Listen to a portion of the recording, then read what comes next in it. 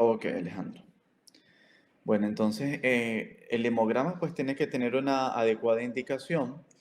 Todo esto para sacarle el jugo, por supuesto, al hemograma tenemos que acompañarlo de los antecedentes del paciente, tanto los personales como familiares, ya que algunas enfermedades pueden tener un componente hereditario del contexto en el que se encuentre el paciente, principalmente si tiene los síntomas son agudos o también pueden ser síntomas crónicos y de otra cantidad de síntomas que vamos a ver más adelante, o sea, en la clase de mañana. Y para poder interpretar el hemograma tenemos que hacer una lectura estructurada del mismo y una interpretación global. Yo siempre les comento a los estudiantes que puedo hacerlo, este, que, que esto tiene que hacerse también como que si estuviéramos interpretando un electrocardiograma. Tenemos que ser bien organizados en eso, para que no se nos pase nada. Porque a veces nuestra atención se dirige a lo más evidente, a lo más eh, grande. El hemograma nos entrega información sobre datos tanto cuantitativos como cualitativos de los elementos de la sangre. Entonces, nos dice información cuantitativa de los glóbulos rojos, de la hemoglobina, de las plaquetas y también de los glóbulos blancos. Sin embargo, en el hemograma, este debería acompañarse de un análisis microscópico de una muestra del paciente. En esto hay que hacer una mención especial porque no en todos los centros esto se hace de rutina. Entonces, acá en Chile, cuando se hace solamente un hemograma automatizado, se le conoce comúnmente como perfil hematológico. Entonces, esto significa que la muestra de sangre que se está analizando eh, es analizada por un analizador automático, en donde esto clasifica las células de acuerdo al tamaño y el tipo de complejidad. Y solamente cuando hay ciertas alarmas, el tecnólogo médico hace un frote de sangre periférica y evalúa las características morfológicas. Sin embargo, no siempre esto se hace de rutina.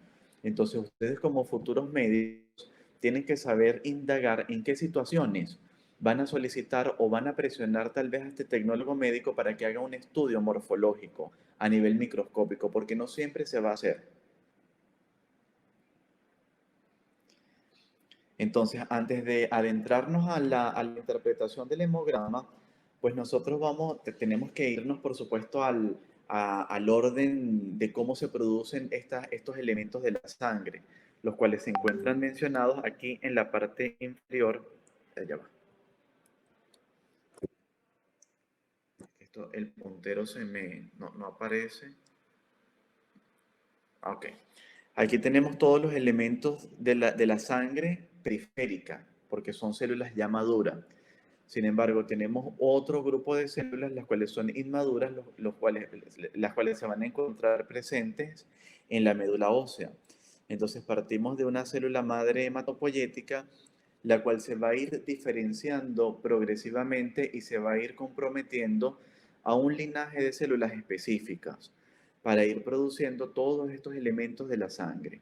En la siguiente diapositiva esto se encuentra con mayor detalle. La otra realmente es un poco más real, esta es un poco, a pesar de que otorgan más detalles, no es realmente lo que ocurre en la médula ósea. Y a esto me refiero porque, por ejemplo, hay progenitores, como este progenitor linfoide monocítico granulocítico, el cual fíjense que este mismo progenitor puede diferenciarse a formar granulocitos, monocitos y también a formar células dendríticas. Pero también se puede diferenciar a un progenitor linfoide común y formar los linfocitos B, los linfocitos T y las células natural killer.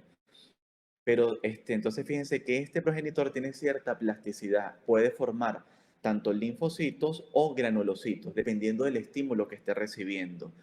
Tenemos otro progenitor megacariocítico, que puede también formar los elementos de la, o sea, todos estos, los granulocitos o los monocíticos, o los monocitos, perdón, y también los eritrocitos y las plaquetas. Entonces, este es un progenitor que otorga una mayor plasticidad, pero solamente de un linaje específico, concretamente del mieloide, para formar los glóbulos rojos, los megacariocitos, también los granulocitos y los monocitos. Aquí ofrece una visión un poco más simplista porque fíjense que ellos indican que la célula madre hematopoyética se va a dividir en dos grandes progenitores, en el mieloide común y el linfoide común. Sin embargo, como lo menciona el anterior, esto no siempre es así porque esta célula precursora pudiera diferenciarse también a formar células linfoides en algún momento, de acuerdo al estímulo que esté recibiendo la célula. Entonces, ¿yo por qué menciono todo esto? Porque esto lo vamos a notar en ciertas circunstancias y lo vamos a ver en los hemogramas que vamos a discutir próximamente. Entonces, por un lado, yo me voy a referir específicamente a las líneas que tienen mayor impacto a nivel de la interpretación del hemograma. Por ejemplo, en el caso de los megacariocitos, son células que, como puede notarse, esto está a escala, pero hace referencia a que es una célula muy grande. Estas células realmente no van a estar en sangre periférica en ningún momento. Podemos encontrar las plaquetas nada más. Entonces aquí no nos vamos a referir a este grupo porque no lo vamos a encontrar nunca en sangre periférica. Podríamos encontrar algunos micro megacariocitos en algunas leucemias de este estirpe que son las megacariocíticas, pero es algo muy raro. Aquí en este linaje, en el eritroide, sí podemos observar en sangre periférica. Fíjense que tenemos que antes de madurar el eritrocito, el precursor más inmediato son los reticulocitos. En los reticulocitos todavía son glóbulos rojos que comienzan ya a formar hemoglobina, pero todavía, como se menciona, como se muestra en esta imagen, tiene retículo, ácido, ARN mensajero, ácido ribonucleico también, que por eso es que se encuentra teñido intensamente basófilo. Esto lo podemos ver con una coloración especial llamada azul brillante de Crecil, pero si lo observamos en el frotis de sangre periférica, se muestra como un glóbulo rojo que tiene diferentes matices el citoplasma, es decir, tiene rosado por la hemoglobina, pero también puede tener azulado. Entonces se denomina policromatófilo. Y también podemos observar este tipo de eritroblasto que se llama ortocromático. Entonces, fíjense que este tipo de eritroblastos tiene núcleo. Entonces, hasta este momento, esto puede salir en sangre periférica ante ciertas circunstancias clínicas, como por ejemplo cuando hay una hemorragia muy intensa o cuando hay hemólisis, pueden salir no solamente reticulocitos, sino también eritroblastos, pero eritroblastos ortocromáticos, ¿ok? Ya este tipo de eritroblastos, los policromatófilos o los eritroblastos basófilos, no van a salir a la sangre periférica, o a menos que estemos hablando de una eritroleucemia. Tenemos ahora este otro grupo de todo el linaje mieloide, en donde fíjense que el producto final de la maduración de estas células son los neutrófilos, los basófilos y los eosinófilos. En algunos hemogramas, estos le dan se les otorga el sinónimo, o no en algunos hemogramas, sino de manera errónea, se utiliza el término de segmentados como de sinónimo para los neutrófilos. Pero esto no es correcto, porque cuando nosotros nos referimos a los segmentados, nos estamos refiriendo a los basófilos, a los neutrófilos y a los eosinófilos. Y es porque tienen ese núcleo segmentado o con muchos lóbulos realmente. Entonces, pendiente de eso, porque ese error justamente lo vamos a encontrar en los hemogramas que yo les acabo de enviar. Entonces, fíjense, yo lo que quiero es que ustedes, esto no se lo tienen que aprender, pero quiero que sepan por lo menos de dónde vienen, porque esto les va a permitir interpretar de dónde vienen estas enfermedades. Entonces, los neutrófilos, fíjense que el precursor más inmediato es el callado o banda. Entonces, aquí tenemos el neutrófilo en banda y Anterior a este vamos a tener los metamielocitos. Esta es una célula que tiene una escotadura el núcleo, como se muestra acá, pero es una célula más pequeña. Y el que es precursor a este se llama mielocito, es una célula ya de mucho más tamaño, que tiene gránulos tanto azurófilos como basófilos, tiene menos intensidad de gránulos que su precursor más inmediato, que en este caso sería el promielocito. El promielocito se caracteriza porque tiene muchos gránulos. Entonces, viéndolo ahora desde la inversa, porque aquí nosotros lo vimos desde los precursores desde neutrófilos y así progresivamente, pero tal vez una forma más didáctica de verlo es desde este mieloblasto. Este mieloblasto es la célula, es el precursor mieloide más inmaduro y el que se puede identificar mediante morfología microscópica. Entonces, esta es una célula que tiene un núcleo con una cromatina del tipo extendida o eucromatina y tiene muy poco citoplasma. A medida que esta célula se va madurando, pues el núcleo se va haciendo más compacto y esto nos hace o nos indica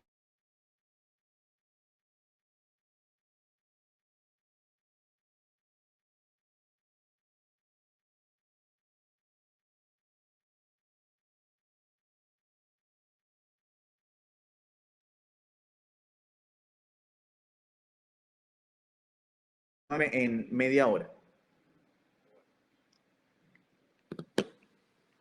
Ok, volví. ¿Me escuchan? Ok, entonces aquí estas células comienzan a adquirir los gránulos que caracterizan a este linaje que se denomina cítico. Sin embargo, a medida que va madurando, fíjense que se va aumentando el volumen del citoplasma respecto al del núcleo y comienzan a aparecer otro tipo de gránulos, además de que esta célula se va dividiendo y va perdiendo o disminuyendo la concentración de los gránulos azurófilos. Entonces, hasta ahora, solamente para efectos prácticos, yo quiero que tengan en la mente todos estos tipos de precursores, callados, metamielocitos, mielocitos y promielocitos. Estos metamielocitos también se denominan como juveniles. Y que sepan que todas estas células son precursores del linaje mieloide. ¿Ok? Quiero que esto lo tengan en la cabeza. Lo otro, ahora, nada más de los linfocitos, esto sí no logramos distinguir tantas células. Son células muy distinguibles desde el punto de vista de su maduración y desde el punto de vista de la morfología microscópica. Entonces aquí realmente lo que se observa son células con escaso citoplasma, un núcleo que puede ser más o menos excéntrico y que hay una gran relación núcleo-citoplasma con un citoplasma que tiene una cromatina compacta. Fíjense, quiero que comparemos estos linfocitos con el eritroblasto policromatófilo. ¿Verdad que se parecen más o menos? El eritroblasto, nucleado, perdón, que estoy viendo acá. El eritroblasto ortocromático, pues el otro se parece también, pero no va a salir a sangre periférica. Mientras que el ortocromático sí sale a sangre periférica. Entonces se parecen un poco. Son células pequeñas, tienen citoplasma, no es tan abundante, a pesar de que en el eritroblasto es más abundante, pero tienen un núcleo muy picnótico, un núcleo muy condensado, y estos eritroblastos ortocromáticos, cuando están en sangre periférica, pueden contarse por el equipo automatizado como un linfocito. Entonces, ¿cuál sería el flujo de interpretación de un hemograma? Realmente esto es una propuesta, pero no tiene que ser algo estricto. Ustedes pueden empezar si quieren por los glóbulos blancos o por las plaquetas, pero tienen que ser ordenados. El orden que ustedes elijan lo tienen que mantener siempre y cuando abarquen todos los aspectos del hemograma. Entonces, el que se propone es partir con la hemoglobina y el hematocrito que nos hace o que nos permite estudiar esta parte de la masa eritrocitaria, también el volumen corpuscular medio, que es el tamaño de los glóbulos rojos, la hemoglobina corpuscular media, que es el contenido de hemoglobina que se encuentra en los glóbulos rojos, los reticulocitos, pero utilizar el índice corregido de reticulocitos, que ahora lo vamos a ver más adelante, luego irnos al ancho de distribución eritrocitaria o por sus siglas en inglés RDW. Luego, el número de Matías, que realmente este tiene menos importancia, pero que también nos hace referencia, por supuesto, a evaluar toda la línea roja. Y luego nos vamos a evaluar tanto las plaquetas como los leucocitos. Y de los leucocitos allí incluimos también el diferencial de los leucocitos. Y todo esto, por supuesto, todo esto lo da el equipo automatizado y tiene que concluir con el análisis del frotis de sangre periférica. Pues como lo mencioné en la diapositiva anterior, hay elementos que se pueden confundir el equipo. Y el ejemplo más importante puede ser estos eritroblastos, que son eritrocitos nucleados, con los linfocitos. Sin embargo, aquí también tenemos estos linfocitos. Si nos fijamos ahora en los blastos, por lo menos en este linfoblasto, que este es normal, pero en situaciones patológicas va a surgir en las leucemias linfoblásticas, va a aparecer en sangre periférica este tipo de células, pero con características anormales. También es una célula mononuclear con escaso citoplasma que el equipo los puede contar como linfocitos. Entonces, ante esas situaciones es importante que ustedes sepan reconocer todas esas alarmas para que puedan solicitar un frotis de sangre periférica. Entonces, ¿qué vamos a analizar? Pues por supuesto, como les mencioné anteriormente, va a ser la hemoglobina, que el número de Matías, por supuesto, que va a estar expresado también en millones de Matías por milímetro cúbico. Realmente esto, como lo mencioné anteriormente, si va a bajar un parámetro de la serie roja, también va a bajar otro. Es decir, si tenemos, por ejemplo, una masa eritrocitaria baja, al tener estos glóbulos rojos, la hemoglobina, pues también nos va a bajar la hemoglobina y también va a bajar el hematocrito. Entonces todo esto se encuentra ligado y nos va a ir analizando prácticamente la misma serie de diferentes maneras. Los índices hematimétricos son los que incluyen el análisis de las medidas de los glóbulos rojos. Entonces aquí tenemos, como lo mencioné anteriormente, el volumen corpuscular medio expresado en femtolitros, pues aquí tenemos que utilizar una unidad de volumen. Tenemos la hemoglobina corpuscular media, que la hemoglobina la vamos a expresar en una unidad de masa, es decir, en este caso picogramos, y la concentración de hemoglobina corpuscular media, que como es una concentración, es una relación entre la masa en determinado volumen. El ancho de distribución eritrocitario es un indicador de anisocitosis, es decir, de diferentes formas de los glóbulos rojos. Entonces podemos tener diferentes formas diferentes tamaños del glóbulo rojo ante situaciones como por ejemplo una anemia ferropénica o anemia megaloblástica. A diferencia de, por ejemplo, una talasemia, en donde el ancho de distribución eritrocitaria va a encontrarse muy homogéneo. Y lo otro que vamos a utilizar son los reticulocitos, pero los reticulocitos corregidos. Entonces aquí vamos a tomar en consideración el porcentaje de reticulocitos, el hematocrito del paciente y las formas inmaduras de estos glóbulos rojos. ¿Por qué vamos a utilizar el índice de reticulocitos corregido y no los reticulocitos absolutos?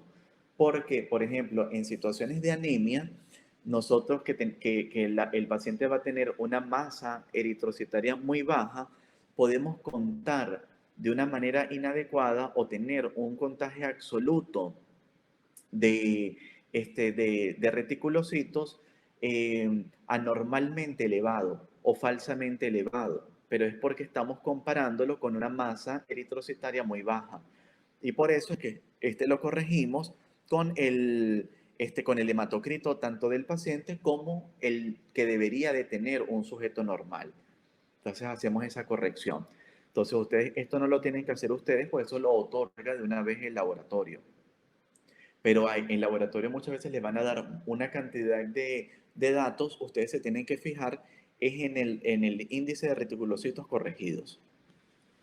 Y esto nos va a permitir entonces catalogar a las anemias como hiporregenerativas cuando tenemos, por supuesto, un índice de reticulocitos bajos, o regenerativa cuando tenemos una reticulocitosis, es decir, tenemos un paciente con anemia, pero resulta que su médula ósea está funcionando bien. Y el indicio de que esta médula está funcionando bien es que hay reticulocitos en sangre periférica. ¿Ok? Igual todo esto nos va a dar información. Por ejemplo, si evaluamos la hemoglobina y tenemos un valor de hemoglobina baja, pues esto es una anemia. Pero si tenemos una hemoglobina alta por encima del valor de referencia, específicamente dos desviaciones estándar, pues vamos a referirnos a que el paciente tiene es una policitemia o una poliglobulia. Esto también tiene una interpretación similar respecto a al valor de hemoglobina para hacer estas catalogaciones. Si tenemos, por ejemplo, en el caso del volumen corpuscular medio, un valor muy bajo, por debajo por debajo de dos desviaciones estándar, podemos referirnos a que hay microcitosis. Y si son por encima de dos desviaciones estándar, una macrocitosis. En el caso de la hemoglobina corpuscular media, cuando hay hipocromía, cuando está por debajo del valor de referencia, e hipercromía, cuando está por encima del valor de referencia. Entonces, todos estos conceptos quiero que lo tengan claro para cuando vayamos a referirnos a los hemogramas. Estoy aquí siendo un poco rápido, porque prefiero que lleguemos a la parte práctica lo más y que le dediquemos tiempo a eso, que vamos igual a tocar todo esto más adelante. Aquí cuando vayamos a catalogar las anemias, pues por supuesto tenemos que referirnos al grupo o tomar como referencia el grupo que estemos estudiando. Entonces tenemos aquí, si se trata de un niño, el valor que estamos utilizando como referencia, por ejemplo, cuando tiene más de 6 meses, sin anemia es cuando tiene más de 11 gramos por decilitro. Sin embargo, fíjense que esto toma matiz diferente, por ejemplo, en los recién nacidos, que la hemoglobina puede ser hasta de 16 y 11 puede ser un valor muy bajo, que no está en esta tabla, pero se los estoy mencionando en este momento. También fíjense que toma otro matiz este valor en una misma mujer, por ejemplo, de más de 15 años, pero cuando no está embarazada, pero cuando está embarazada el valor baja. Entonces tenemos un valor más bajo de tope para hablar de anemia cuando la mujer está embarazada y un poco más alto cuando no está embarazada. Mientras que los hombres, aquí refiriéndonos al sexo, cuando tenemos, por ejemplo, anemia, es cuando tiene un valor de hemoglobina menor a 3. Entonces tenemos que referirnos a estar bien pendiente de a qué grupo nos estamos refiriendo. Y luego, de acuerdo a esta tabla, vamos a poder catalogarlo en tres grupos de acuerdo a la gravedad o a la severidad, en leve, moderado y grave. Esto, por supuesto, se lo van aprendiendo poco a poco, no tienen que memorizarlo en este momento, pero por supuesto casi siempre o casi todos los grupos, como se menciona acá, cuando son por debajo de 8 gramos por decilitro, estamos en presencia de una anemia grave. ¿Ok?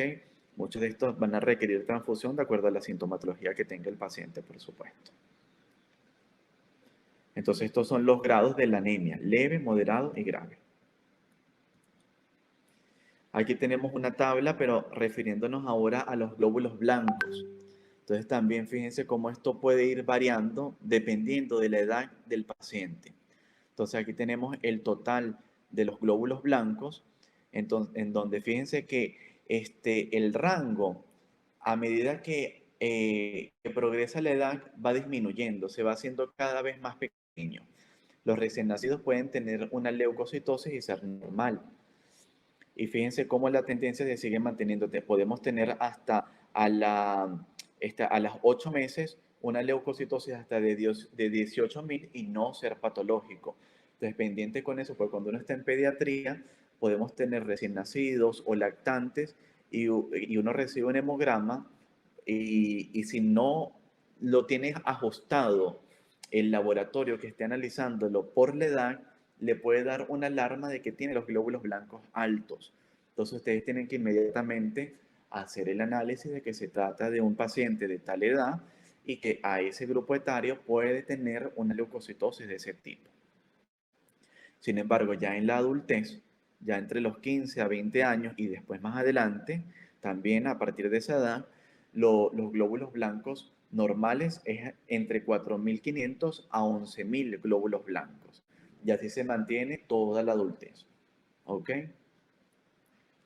Y en el caso de los neutrófilos y los linfocitos, aquí quiero hacer énfasis también, porque fíjense que a medida que, aquí sí no me voy a referir al porcentaje, ¿no? Aquí a medida que nosotros vamos aumentando la edad, se va invirtiendo esta fórmula.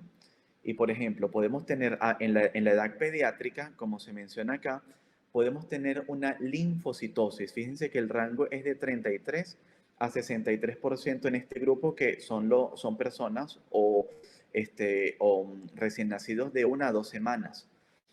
De 4 a 8 semanas, mira que el porcentaje de linfocitos se hace incluso mayor, de 41 a 71%, que si nosotros viéramos este porcentaje en un adulto nos alarmaríamos, porque esto sería totalmente anormal.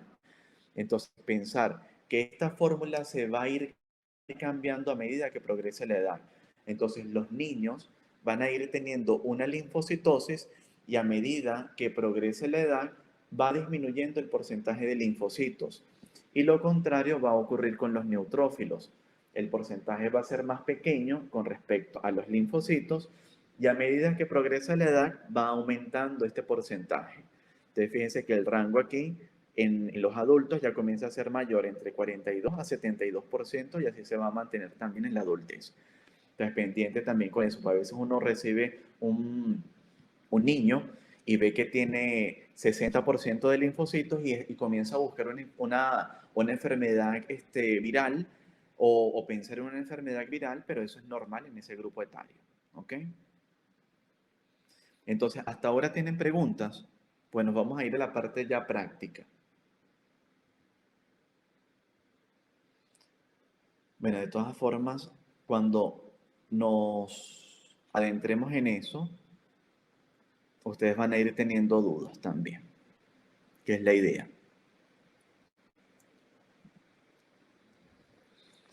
Ajá, entonces les envié 11 hemogramas. Quiero que vayamos revisando el hemograma número 1. Yo lo voy a abrir también aquí en el computador para proyectarlo. Los primeros van a ser más difíciles para ustedes. Aquí no vamos a tener ningún apoyo clínico, porque quiero es que eh, sepan qué información le está dando cada uno de estos hemogramas, cómo lo pudieran interpretar ustedes.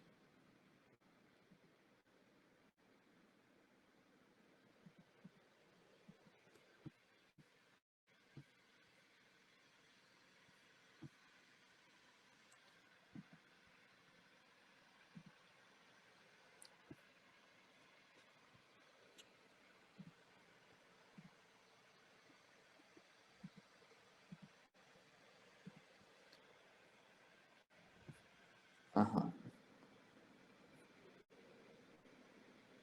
¿Logran verlo?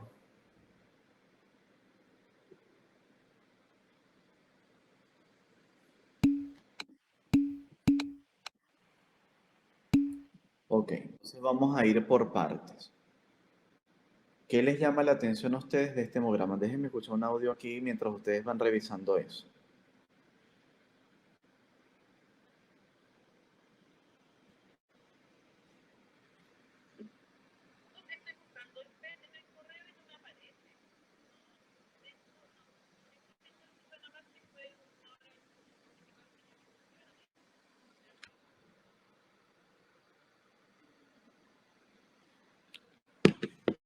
Ok.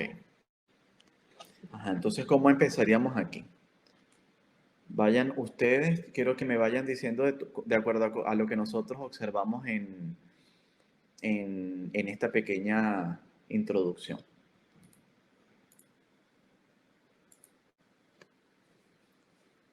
Le voy a decir algo a un paciente y vengo ya.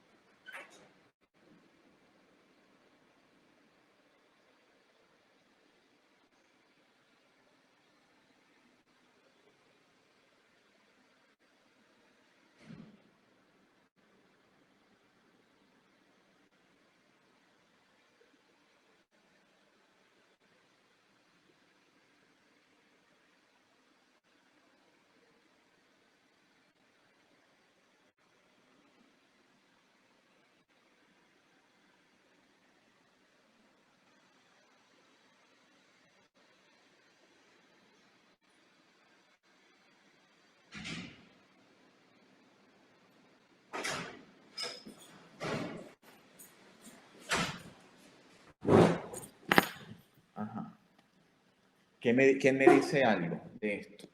O sea, ¿cómo pudiéramos interpretarlo? Hasta ahora ustedes no tienen información de este paciente, pero ¿qué información les dice este hemograma con respecto a qué puede estar pasando en la médula ósea? Porque ahí es donde tenemos que referirnos. ¿Qué puede ser todo esto que está teniendo este paciente? Tiene una leucocitosis de 64.700. Ajá. Ok. Tenemos entonces, en el caso de una leucocitosis, una eritropenia, un volumen corpuscular medio elevado, bajo recuento de plaquetas y predominio linfocitario en la serie blanca. Además, hay alta cantidad de monocitos. Ok.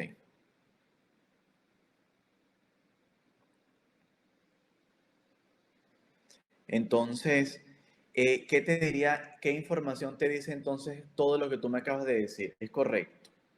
Sin embargo, el paciente no tiene anemia, afortunadamente, a pesar de que fíjense que la masa eritrocitaria está discretamente disminuida, está en el límite inferior, pero por lo menos no hay anemia hasta este momento. Lo que sí tiene es una trombocitopenia. Entonces, ¿qué, si yo te digo a ti, Carlos, qué línea o qué linaje está exacerbado o creciendo de manera descontrolada en este hemograma, ¿cuál dirías tú? El linfoide. Entonces, ¿hacia dónde sería nuestra investigación?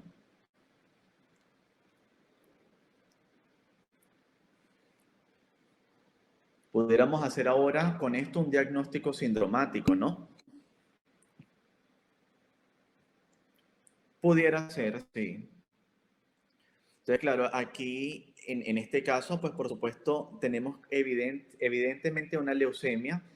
Sin embargo, ustedes pudieran hacer una primera catalogación de esta enfermedad como un síndrome linfoproliferativo, porque hasta ahora eso es lo que tienen en el hemograma. Entonces, fíjense que el mismo nombre de síndrome linfoproliferativo ya dice mucha información, que indica que tenemos la línea linfoide proliferando de manera descontrolada. Y está proliferando tanto que fíjense cómo está tan aumentado de tamaño, de contagio, perdón, que llega hasta 55.600 linfocitos por milímetro cúbico y lo más alto son 2.300.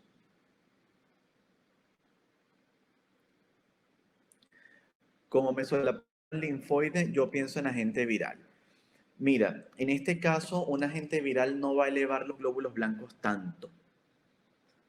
Claro, habría que hacer, por supuesto, una distinción. ¿Pudieras tener un hemograma de este tipo en una infección viral? Sí, pero con un contagio de glóbulos blancos más bajo.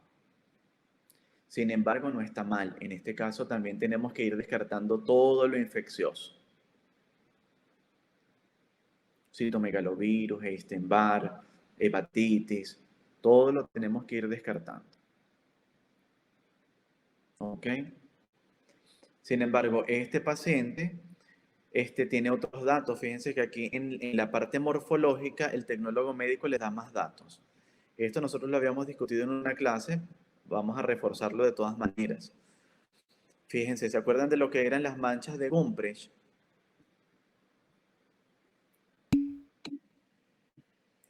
Bueno, recuerden entonces, estos son glóbulos rojos, perdón, glóbulos blancos, linfocitos específicamente, que se rompen con mucha facilidad cuando se hace el extendido.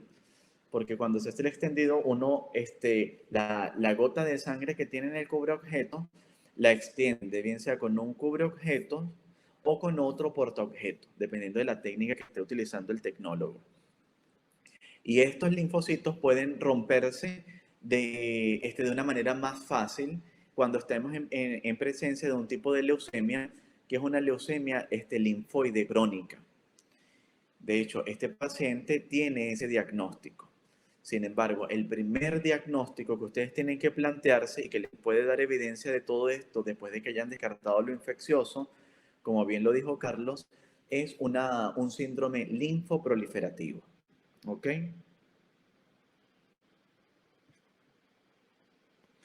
Entonces, bueno, realmente este hemograma tenía más alterada era la serie roja.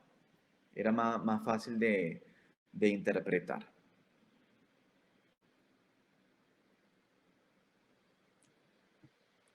Bueno, vamos a hacer algo porque ahorita tengo una, una paciente que la quiero ver, pero ella es algo rapidito.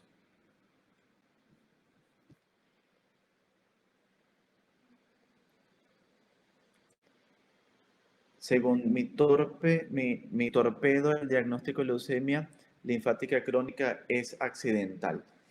Sí y no.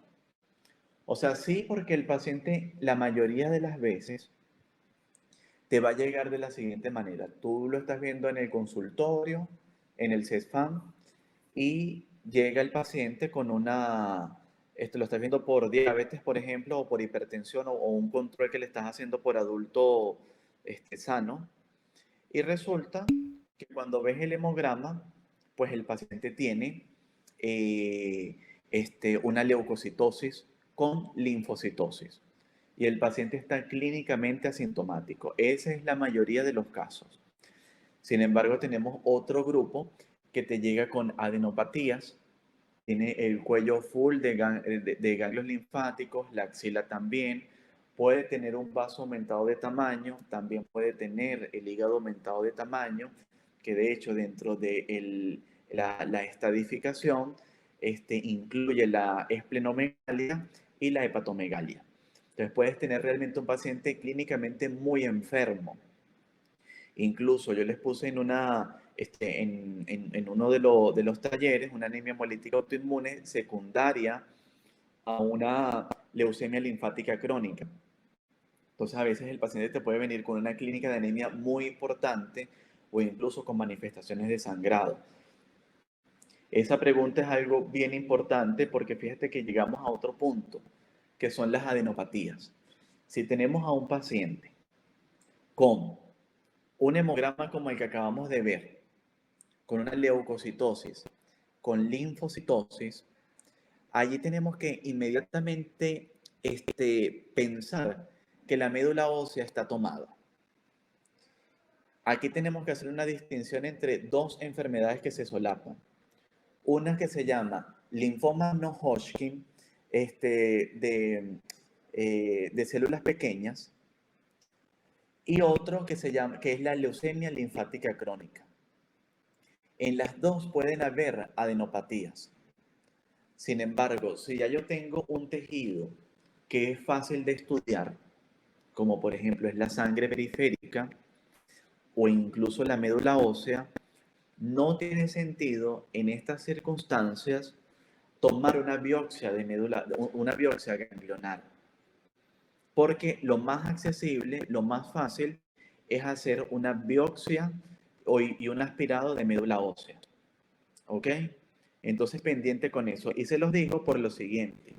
Yo trabajo también en el Hospital de San Camilo en la región de Valparaíso y la semana pasada me avisa la tecnólogo del laboratorio que tiene un hemograma que quiere que yo vea. Yo, bueno, dame unos minutos y lo voy a ver.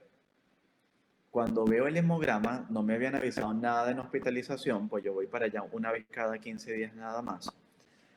No me habían avisado nada en hospitalización y tenían a un chico de 20 años con una leucocitosis de 60.000 con un porcentaje de linfocitos que era no recuerdo exactamente, pero era aproximadamente un 80-90%. El paciente también tenía adenopatías. Yo cuando miro el extendido en el microscopio, resulta que no eran linfocitos, esto eran células inmaduras, específicamente blastos, aparentemente de estirpe linfoide. Entonces, el paciente lo que tenía y que estaba contando el equipo como linfocitos maduros eran células inmaduras y era una leucemia linfoblástica aguda. En este momento, bueno, yo les digo a los de hospitalización que tienen que referir al paciente urgente a un centro de mayor complejidad porque es un hospital muy pequeño donde no se puede tratar ese tipo de enfermedades. Y resulta que para mi sorpresa, me entero que como el paciente tenía adenopatías, ellos ya le habían tomado hasta una biopsia al paciente y ni siquiera se dieron cuenta de la información que les estaba dando el hemograma y prefirieron invadir al paciente tomando una biopsia que, además de tardar más tiempo, es más invasiva y no es el estudio o la prueba diagnóstica para el estándar para las leucemias agudas, sino el aspirado y biopsia de médula ósea. Entonces, pendiente con eso.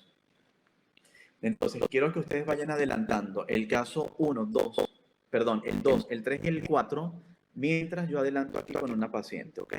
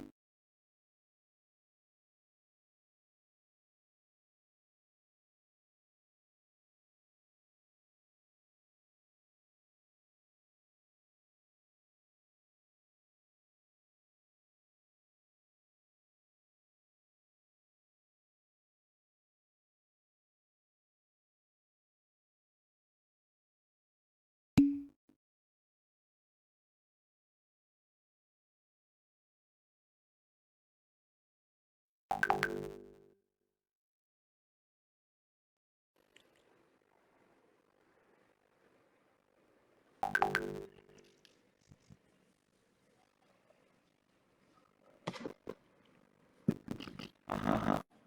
El caso 2.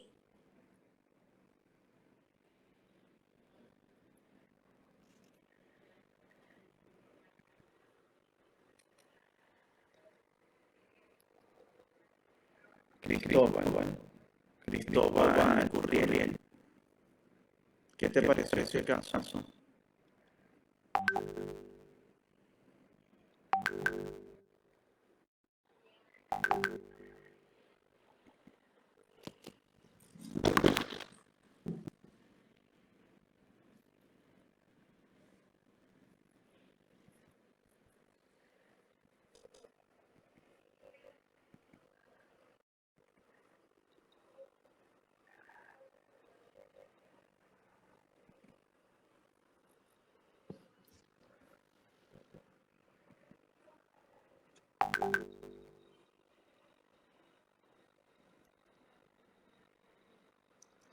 Gabriela Mendoza.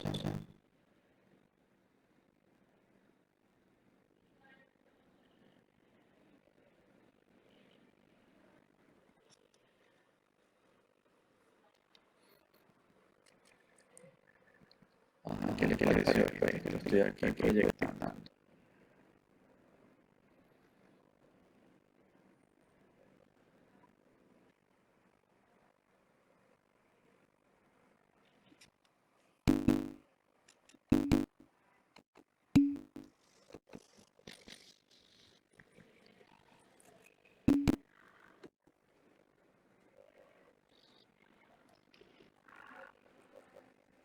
Ok.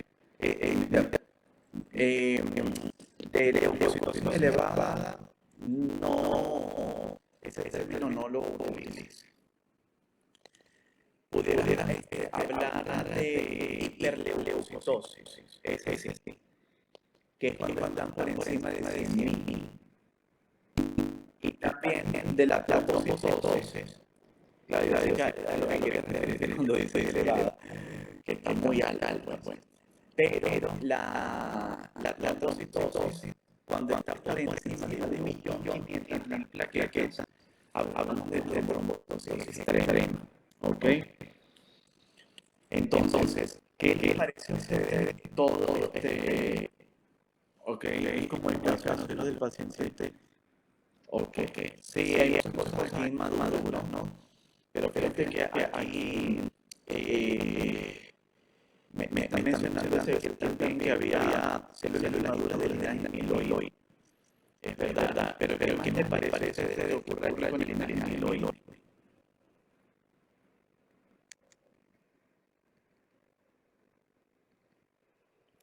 Yo creo que es mejor que hablen.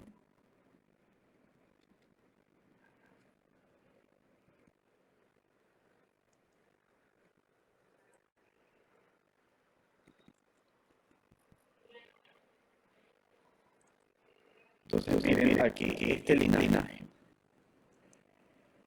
Todo esto es el linaje amiloide. Tiene cierta plasticidad, como les dije anteriormente, pero vamos a quedarnos con para estos prácticos y más sencillos. Tenemos de la línea amiloide, lo que está exacerbado más es, es la línea megacariótica y también la granulocitítica. La eritroide, fíjense que más bien un poco deprimida porque hay una anemia que tiene el paciente. Entonces, aquí pudiéramos hablar de está prevaleciendo mucho el linaje amiloide, como nosotros lo catalogaríamos a este paciente, haciendo un diagnóstico inicialmente sintomático. Yo hasta ahora estoy haciendo el diagnóstico sintomático y los diagnósticos sintomáticos son correctos, ya yo me quedo tranquilo. Exactamente, fíjate que es fácil. Jorge, está prevaleciendo mucho los mieloides, pues entonces un síndrome mielomelólico leftítico. Tienes razón. Entonces, aquí vamos a lo que hemos aprendido nosotros. Tenemos que ir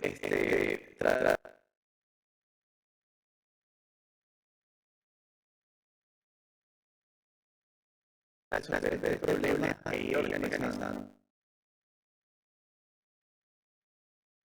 No. Entonces, si tenemos una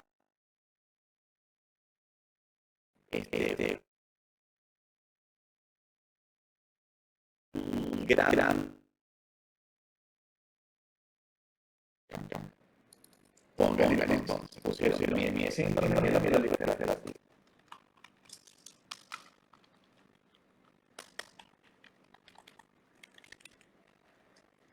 Y precursores de mieloides.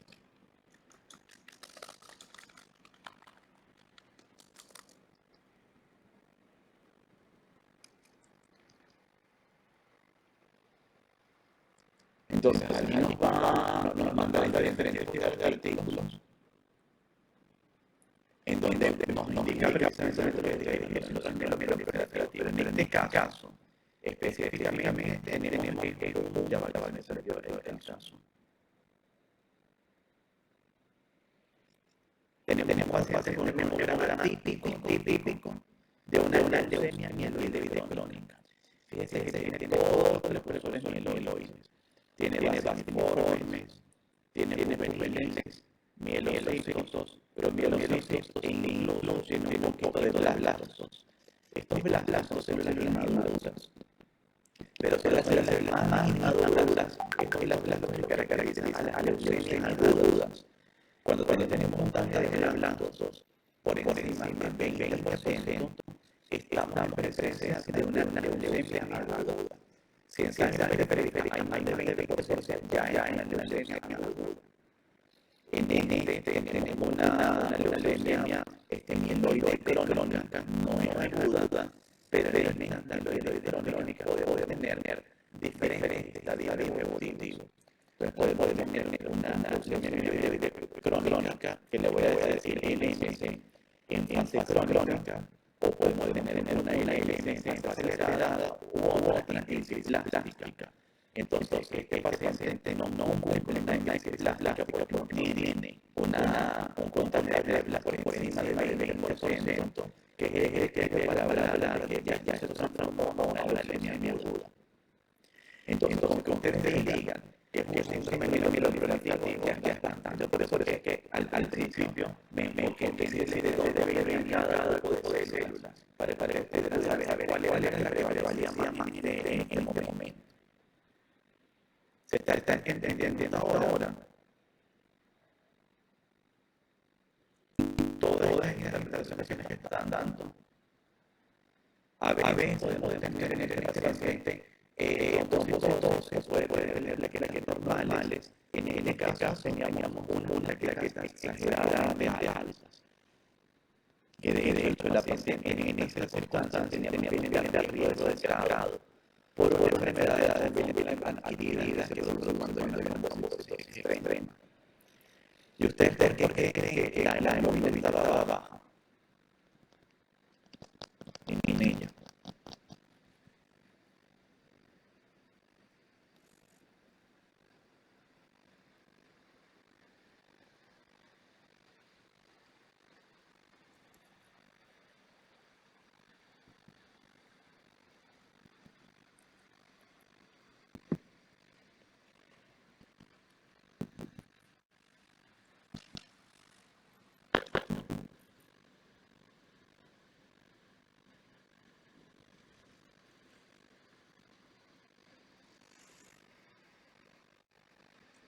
Porque creen que está bajo esa hemoglobina, perdón.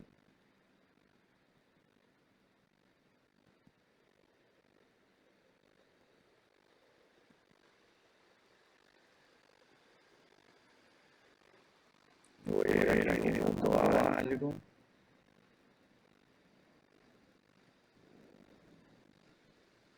Para que me va a contar llevar una vida.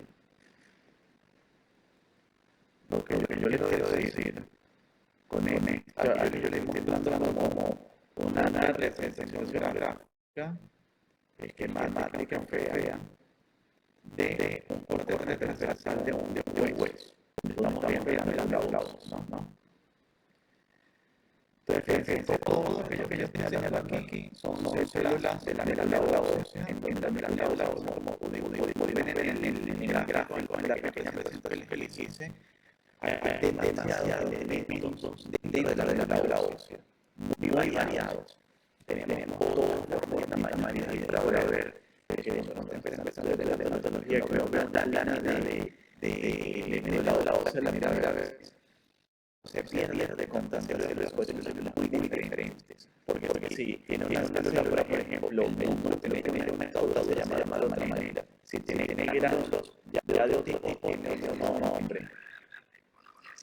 Entonces, hay muchas células, es decir, un ambiente muy heterogéneo de células. Cuando nosotros supongamos que una de estas células sufrió una mutación, supongamos que sea esto. Una mutación que inmortalizó a esa célula y le hizo que ella se dividiera de manera descontrolada. Todo el ambiente de esa célula va a verse afectado de alguna manera, porque nosotros vamos a comenzar, o nuestra célula va a comenzar a crecer, que va a representar con esto que estoy coloreando, va a comenzar a crecer poco a poco. Y fíjense cómo está proliferando tanto esa célula que la logra ver en el hemograma, una hiperleucocitosis con una trombocitosis extrema. Y eso es un reflejo en el caso de las leucemias crónicas de lo que está ocurriendo en la médula ósea. Entonces, cada vez, fíjense que me queda una reserva medular residual cada vez más escasa. Y por lo tanto, tenemos una médula ósea que cada vez está funcionando con menos material. y por lo tanto debemos tener citopenias en aquellas líneas que no se encuentran afectadas.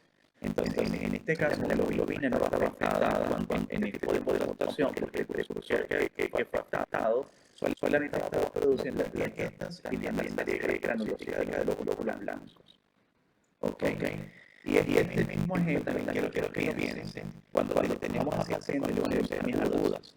En el caso de las leucemias agudas tenemos otro extremo, porque podemos tener muchas variantes. Podemos tener unos glóbulos blancos normales, o podemos tener unos glóbulos blancos bajos, o unos glóbulos blancos muy altos. Pero lo que ocurre a nivel de la médula ósea es esto también. Entonces, no importa el hallazgo que nosotros estemos teniendo a nivel de sangre periférica y en el caso de las leucemias agudas, siempre va a estar ocurriendo esto a nivel de la médula ósea y vamos a tener esos hallazgos de los glóbulos blancos más citopenias. ¿Por qué? Porque hay una tasa de reserva medular residual. Y esta citopenia puede ser anemia, trombocitopenia, una después individual o las dos al mismo tiempo. ¿Ok? Entonces, esto quiere que lo tengan en su cabeza. Hay casos de estos hemogramas que vamos a tener, que vamos a necesitar en análisis para poder dar la interpretación adecuada.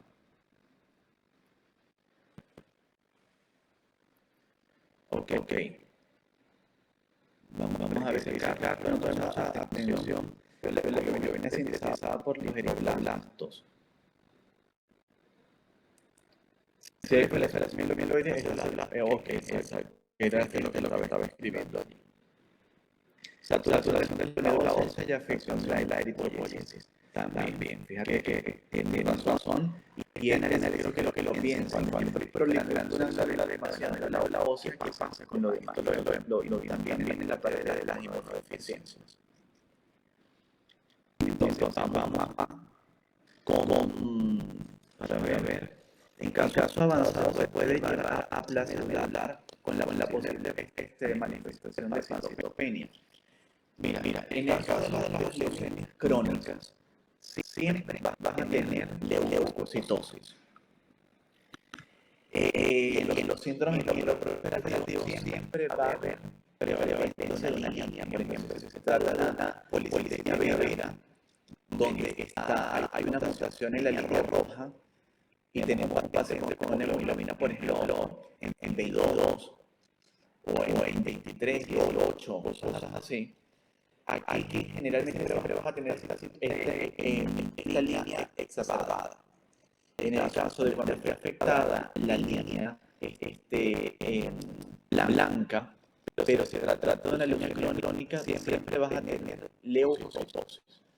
Claro, que lo que distingue ahora de la leucocitosis es presencia de precursores mieloides o presencia de precursores o presencia de linfocitos maduros. En el caso, y ahí no vas a tener citopenias, pero de esa línea. Puedes tener citopenias de otras, por ejemplo, de los glóbulos rojos o de las plaquetas. La aplasia medular es otra cosa, es otra actividad. En una aplasia medular, como su nombre lo dice, ¿se acuerdan del mito de aplasia? Que solo vieron en la primera clase, ¿no? Entonces, fíjense que tenemos términos como aplasia, hipertrofia, hipoplasia, aplasia. ¿Qué les? Cuando ustedes dicen de aplasia medular, ¿qué les debería de tener en la mente ya haciéndoles este pequeño recordatorio?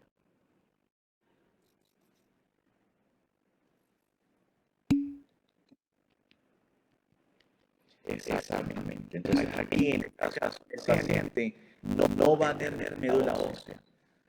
Aquí en esto podemos tener un paciente que puede ser algo adquirido, que tiene un componente inmune, o puede ser algo hereditario, como por ejemplo el síndrome de Black-Van-Diamond, que también tenemos la aplasia pura de cerebro, por ejemplo, o otras enfermedades que también tienen aplasia congénita.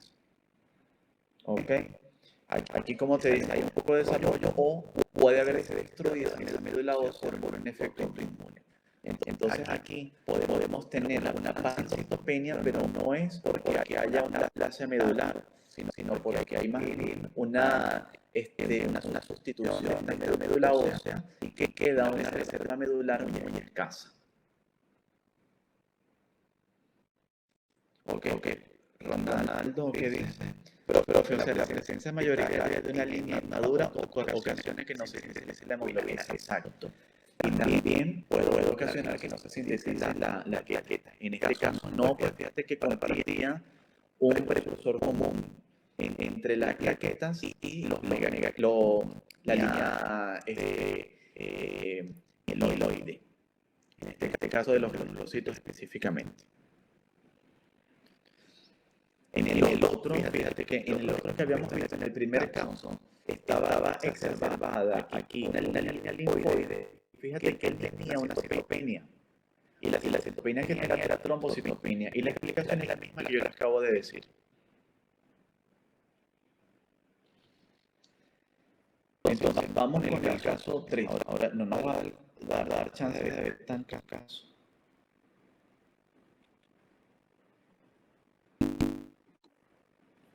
¿Vale?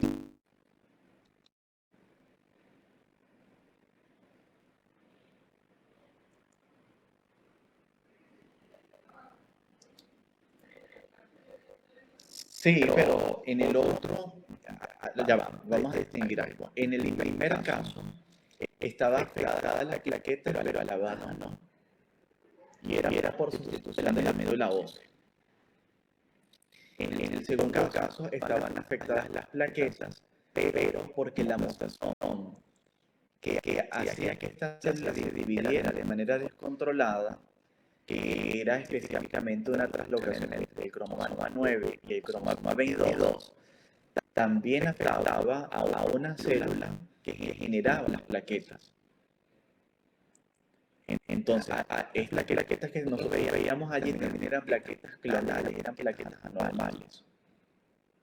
Pero no es porque se vea afectado más la plaqueta que otras líneas. Ya eso lo vamos a ver adelante. Entonces, en el caso 3, ¿qué les pareció este?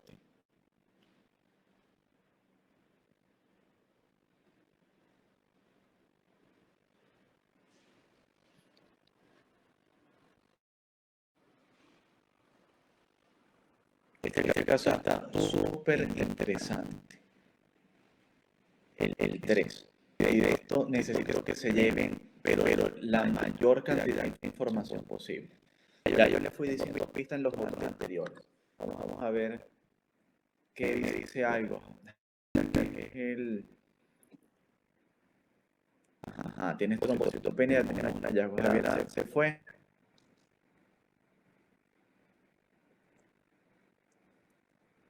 Ignacia, ¿qué te parece que ves en este caso? Que te llame la atención.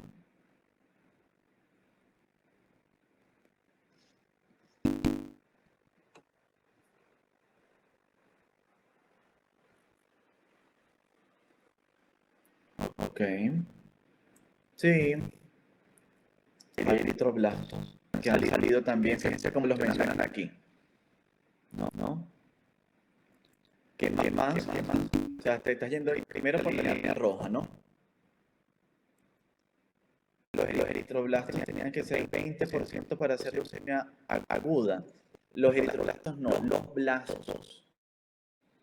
Cuando aquí nos estamos refiriendo, súper importante tu pregunta. Aquí hablamos de eritroblastos, es cuando hablamos de glóbulos rojos inmaduros, sin contar los reticulocitos, aquí todos que estén nucleados. ¿Ok? Cuando hablamos de blastos, nos referimos a blastos, son células inmaduras, pero de la serie blanca. Y fíjate que aquí te lo distingue. Fórmula diferencial. La fórmula diferencial es de los glóbulos blancos de los leucocitos. ¿Ok? Ajá, sigue con eso, Benjamin. Que vas bien. Pero entonces vamos a quitarle eritroblastos y ponemos blastos nada más. tiene 20% de blasto. Entonces, tiene, con este porcentaje de blastos, tiene una leucemia aguda, Benjamin, ¿no? Lo acabas de decir. No, no necesariamente, Jorge. Mira, fíjate que tienes una citopenia, que tienes aquí una trombocitopenia más o menos importante. No tiene, no tiene anemia en este caso todavía. ¿Qué más le llama la atención de la serie blanca? Acuérdense que tienen que ser ordenados, tratar de ver todo.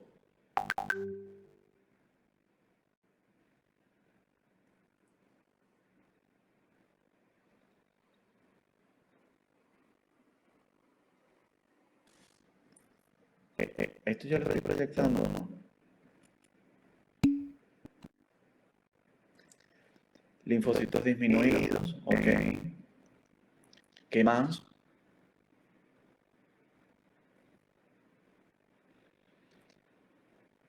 Tenemos 6%.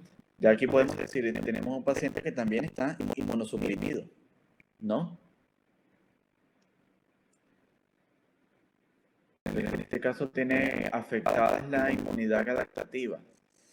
Neutrófilos y linfocitos disminuidos. ¿Cuánto tiene de neutrófilos? Están disminuidos, es verdad, pero fíjate que acá aparecen 2.400 de contagio absoluto.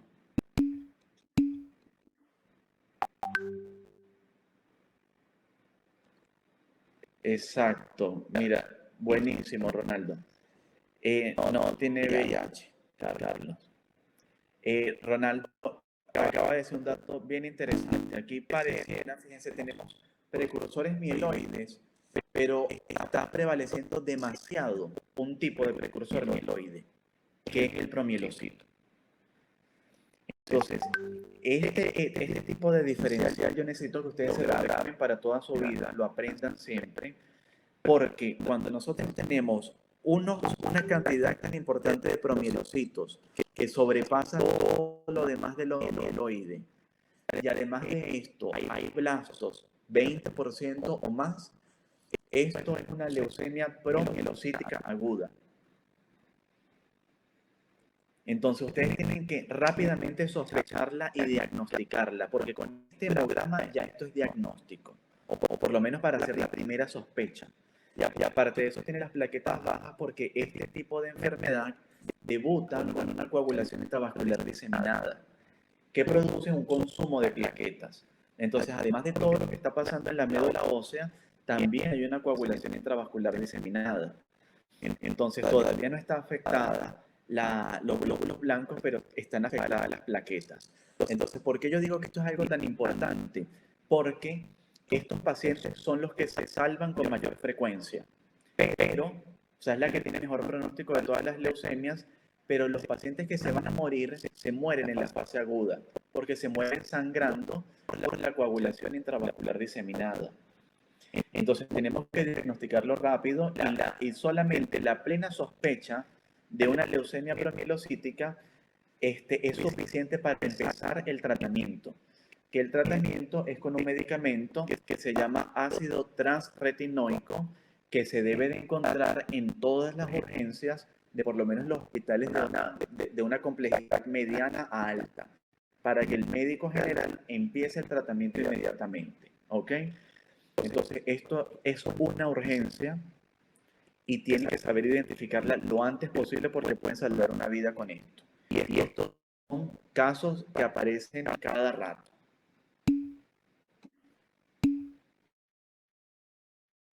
Ronaldo. Bueno, sí, eso es un error común. Incluso, fíjate, los estudiantes que a veces están conmigo de séptimo año también piensan eso cuando yo les pongo este hemograma.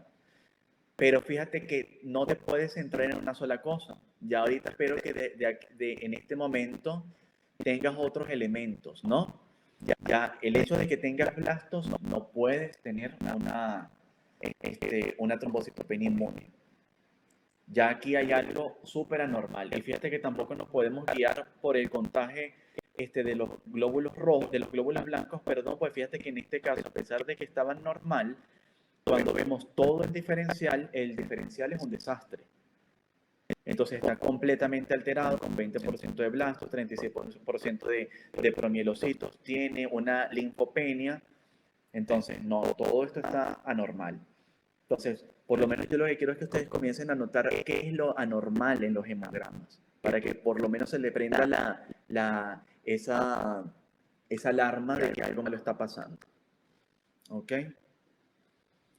Bueno, nos quedaron un poco de casos que tenemos que seguir discutiendo. Vamos a tener que, porque ya se nos acabó la hora. Mañana vamos a retomar, quiero que lo repasen, que lo revisen hoy. Y mañana rápidamente nos vamos solamente con los hallazgos importantes y con el posible diagnóstico.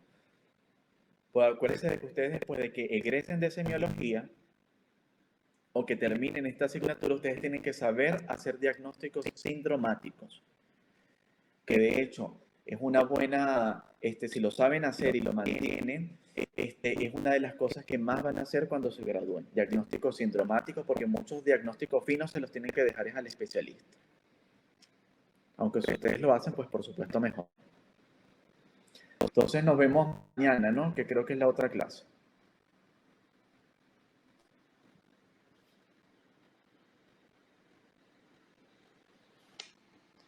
Bueno, hasta luego, chicos. Nos vemos.